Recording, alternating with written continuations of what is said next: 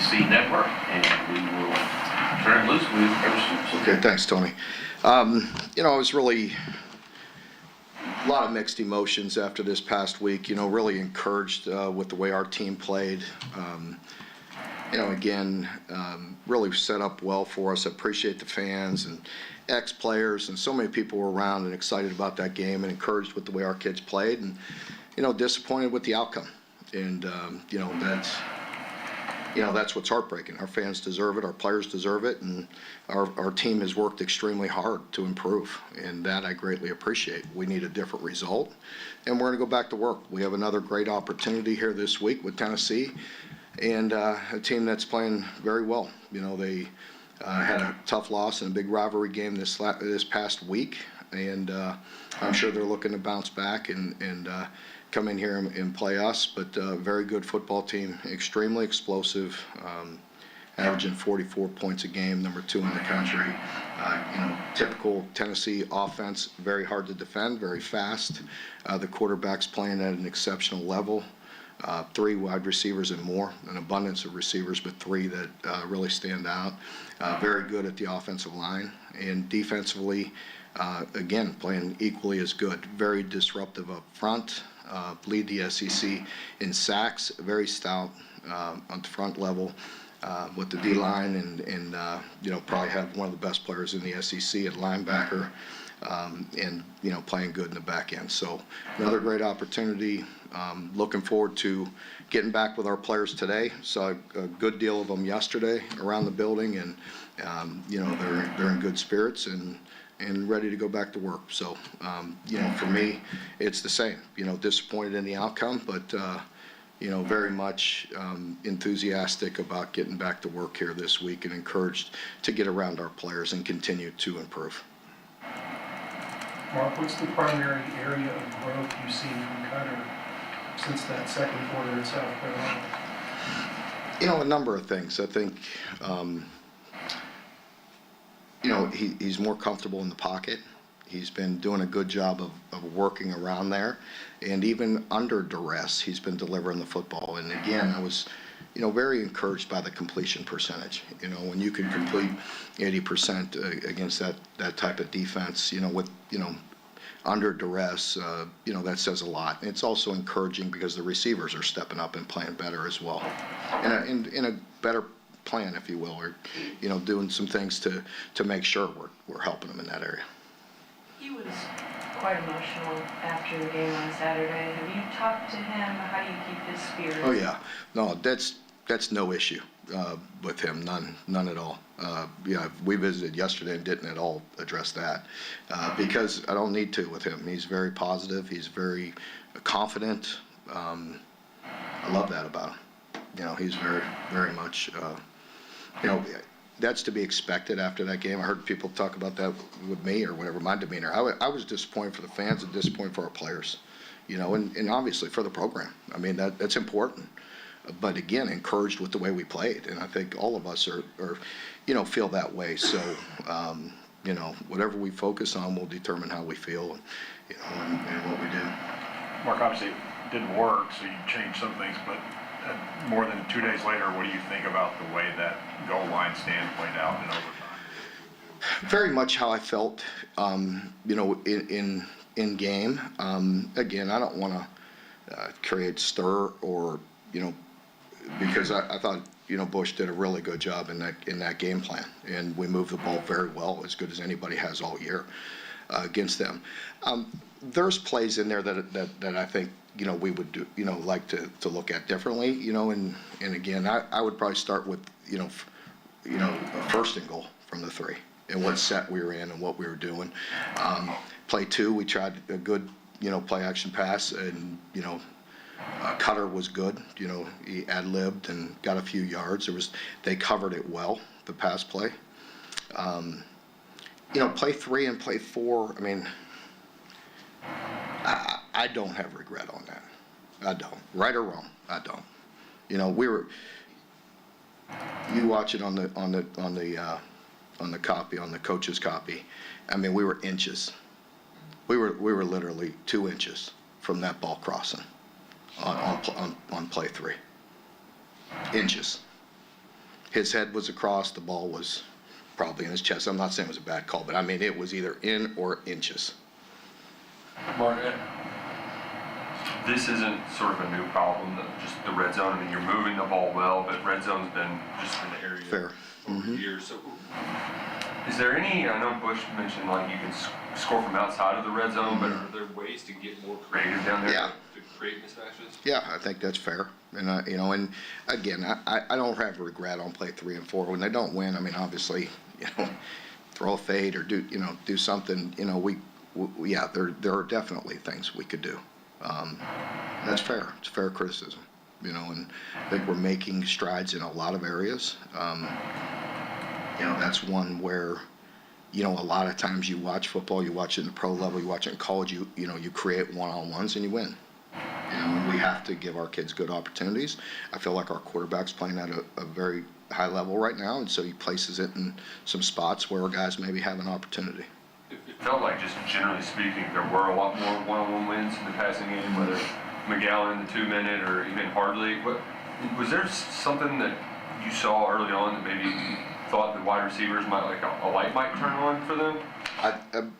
I believe it, I've talked about it in here, and again, I think tongue-in-cheek, I mean, you listen to me talk for a long time, and sometimes it's coach speak or whatever, but I really feel like the way they've worked, the way they, we have a lot of bodies there, and the way they've been working hard, for the entire season, but I think since Cutter's been involved in what we're trying to do, I feel like those guys have taken it to another level with their work ethic throughout the week, and we're trying to find some continuity, trying to find some new guys. We played DJ the most he's played this year, Cam, the most he's played, and Stelato's getting back involved, and so I just feel like there's a mixture of guys, and there's some progress there. You talked about making. And I think a lot comes down to the quarterback and ball placement and what he's done, and I think Cutter's playing at a high level. Sorry. You talked about making strides. Your defense holds them to 8 first downs. You got pressure on the quarterback all night.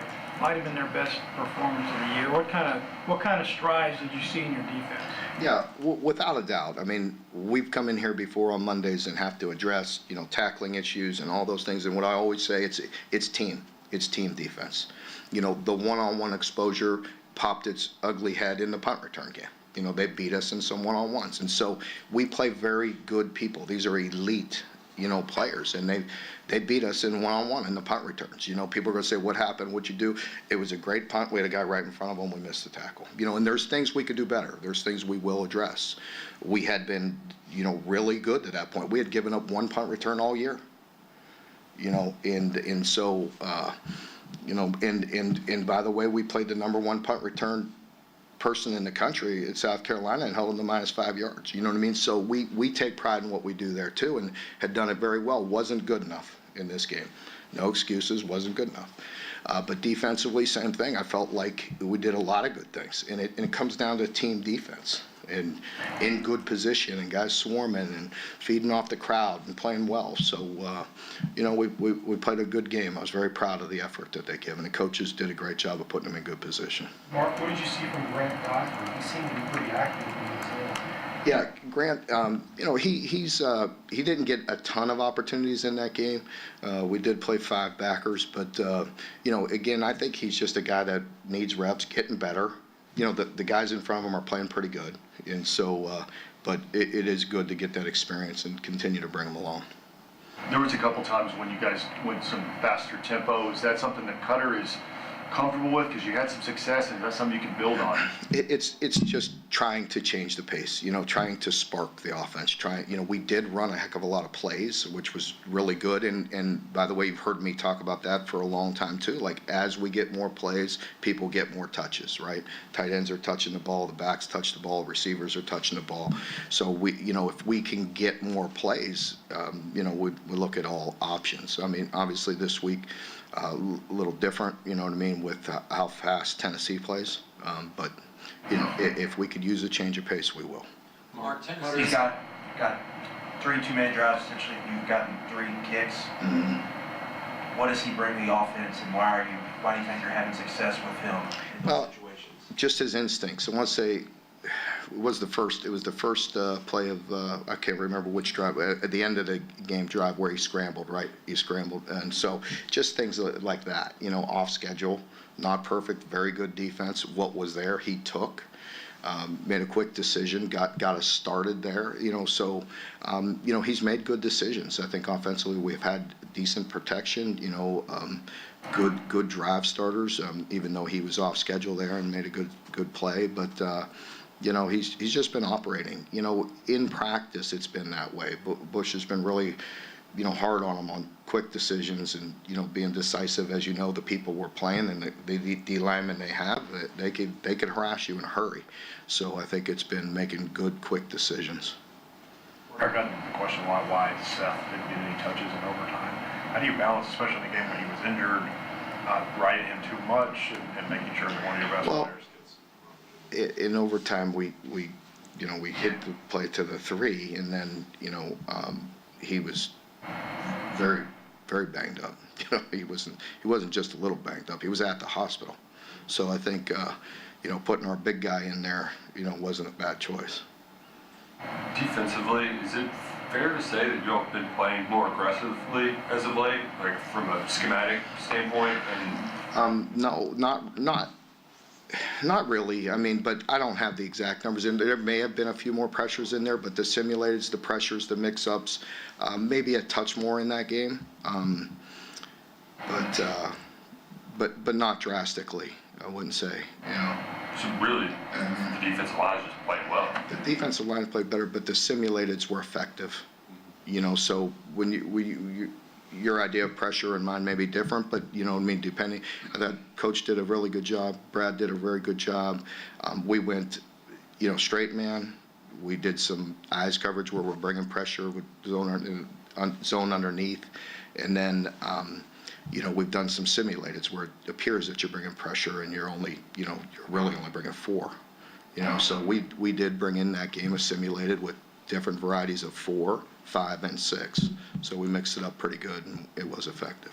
Is it harder to do stuff like that against a team like Tennessee? Yeah, it is. It is. In Tennessee's a bit more conventional with their splits this year, but still get wide at times, and they do an exceptional job with,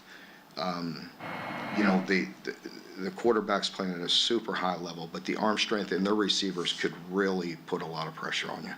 I mean, they win one-on-ones a lot, and they do a great job of mixing it up. I mean, with Josh and his offenses, we've talked about it here because we play them so much, but people that don't realize how effective they are in the run game. And this year, they're rushing for 200 yards a game, throwing for 300. I believe they're actually throwing it better than they have in some time, and that's saying a lot because they generally throw it very well. But this year, I feel like they're even taking it to another level with their pass game. Mark, what was your assessment of Ryan Nichols? And is there any update on Waller? Yeah, Ryan played a very good game. Really one of his best games against, elite competition. And, he's getting more confident and just played a very good game. We needed him to, and, was much better on the perimeter and all those things we've been talking about in here. So very proud of the effort of Ryan, and he's a great young man, great leader, plays with a lot of confidence. He really cares about his team. So he's terrific. Can't say enough good things about him. DJ is very disappointed. He has worked his tail. I mean, he is a guy that I have to hold back all the way back before the bye. Was trying like heck to play, and people that he's going through it now, but with hamstrings, I've said it before. You think you're ready to go, and then it's just unfortunate, and he went out there Friday so excited. I don't know if he's running around too much on a Friday, but we did an MRI, and there's definitely a spot. It's a setback. We'll see whether it's in the scar tissue or whether it's new, and try to get him back as soon as possible. But I know he's chomping at the bit. Mark, looking at Tennessee's passing game, and they got 3 of the top 10 in the SEC in receiving yards. How big of a challenge is it? It's a challenge. I mean, I just alluded to it with my last question there, but they're playing at a really high level. They really are, three very good receivers, one freshman and two older guys, and they're really elite. They really get out of their breaks. They put a ton of pressure on you with their speed, and we know their big play capability, but then they shut it down and the quarterback delivers it, so they can get it there in a hurry. Mark, their defense runs at 4-2 a lot. How different is that from Texas, and what different difficulties does that pose for your offense? Well, I wouldn't say schematically. I mean, they're good, they're sound, but they play really hard. They play really good. You know, it starts with their guys up front being very disruptive. You know, on both sides of the line of scrimmage, you know, they're really playing at a high level. They're elite. They're very good players on their O line and their D line. And so, you know, and then they're aggressive. You know, when they score a lot of points like that, they're aggressive, and they do a good job with takeaways as well. So they're playing good. Coach, you mentioned that Seth was pretty banged up during overtime, so you opted not to put him in. Well, I didn't say that was why. I'm not using that as an excuse. I'm just simply stating he was banged up, and we're on the goal line, and we have a 220-pound back. So yeah, but no, that's fine. Understood. Yep. Yeah. Yes. Sorry about that. Yeah. What is his status right now? How is he looking as a deal? And I'm addressing that for other people, not for you, because I knew the intention of your question. You had good intentions. Other people will take that and spin it and say, I said it. I didn't say that. But Seth is, he is a tough young man, and, you know, he really wants to play. And the fact that he was at the hospital, came back and finished, you know, says a lot about him, as I mentioned post-game. You know, he's banged up, but we expect him back. Coach, you mentioned scar tissue with DJ Waller. Did he go under the knife first? No. Mm-mm. What can you feel about your offensive line depth? We talked about that a lot going into the year, but those main five guys basically played every snap. We have been fortunate, yeah. We've been fortunate with that, but we are working hard. You know, practice has been really good, and we're continuing to develop all those guys. And so we do feel like we have some guys that are ready to go in and step up, and we'll see when that opportunity comes. Mark, even if all the running backs are healthy, is Jason Patterson earning more opportunity? He is doing a good job. You know, very happy for Jason. I think he's just been, it just shows, I mean, just, you know, steady progress, just working hard every day. He kind of just puts his head down and goes to work every day, and it's paying off for him. Cutter spread the ball out quite a bit. I know you were talking about Zoe Bush. Plays. And plays. You know, I mean, clearly that's an advantage for you guys. You feel like the receivers feed off each other, the running backs catch the ball a lot, the tight ends. Well, again, and you know, it has to do with us, you know, performing at a better level, right? It'd be more first downs, you get more plays, more touches. And so I think, yes, Cutter's doing a very good job. I think Bush, you know, we move the ball very efficiently. I mean, obviously we need to be better in the red zone and in the, you know, the short yards on the first possession and in, you know, on the goal line. But we are moving the ball much better and getting more plays. Therefore, there's going to be people getting more touches. You played beat the clock at the end of the half and at the end of regulation. Of course, you missed the first field goal, but I mean, you had to feel good about how you all executed in the closing seconds both times. Yeah, very, very much so. We've been efficient in the 2-minute drill, and so you know, I think you know, Cutter's doing a very good job, as I mentioned earlier. I think he's just had a good feel for it. You know, making quick decisions. Guys making some plays. I think Seth, you know, was dynamic with a check down, you know, getting us started. So a variety of things. Very good. I have one more. Mm-hmm. The play that got you all to the goal line, the passing run, you might have touched on this with Kendrick. Had you run that play, or was that in your hip pocket all night long? Or? No, we hadn't run it that way, you know, that exact way all night. But, you know, we have a variety of ways to get Kendrick the ball. Yeah. Particular play of the blocking scheme, you know. Depends exactly who's there as well, but we want to get it started. And we had two big guys there get it started there. And depends how quickly the next threat shows up. I actually have one more. Mark, as you mentioned, you guys played really well against Swain in the punt return game, but I mean, you guys do rank last in the SEC in punt return defense. Is there anything where you just tell maybe Aiden to try to kick it out of bounds more, just to not make that a possibility the other team can? Well, I mean, I can't dispute the facts. I could only tell you our thought process going into it. Going into it, they had one punt return all year. So, I mean, it's easy to say that afterwards. You know what I mean? But we missed, with that punt, good punts, a lot of times in our coverage unit, you'll hear me talk about the kicking game itself, right? Not always on the coverage. It's on the kicker sometimes with a kickoff return or punt return and all that. But those were good punts. But we had a guy flat right in front of him. And there's a couple other things areas where we need to work on today that we can. But yeah, after the fact, you can easily say that. But again, like, we had been exceptional in net punting, and doing very well all year, and had confidence in that. And we want to attack things the right way and not have to feel like you got to kick it out of bounds. But I mean, there's things we certainly will do better. But we had a guy flat right directly in front of him. You know what I mean? So, he thought he was going to fair catch it, and I'd rather have him run right through him. You know what I mean? So we've done that before and tried to coach that up too. So, we'll continue to work at it, but our philosophy is, we've been very effective, very efficient, and after that punt return, we're last, going into it, we're top. I want to say prior to that, as I mentioned, I think we gave 25 punt return yards all year. So, pretty easy to say after the fact. I think you had Stellato out for the last of your punt returns on Saturday. Pardon me? I think Troy Stellato Yeah. out for the last of your punts. Is that a permanent change? It does seem like Ty is fumbled. Yeah, I mean, when I saw that in the game, I went to coach during the game. I said, that's it. You know what I mean? For tonight. You know what I mean? And obviously it gets in your head. And, he's human. And it happens. And it gets swirling. And I didn't want him thinking about it.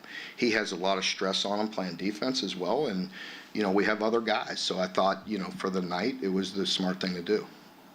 What's the status of that position this week? I mean, we'll see. I don't want to, I don't need to throw Ty under the bus right now either. Ty's a great young man and playing his tail off, and it's not easy. It's different in that stadium too, and it's different with wind, and it's not easy. And he's done a great job, and we'll work at it.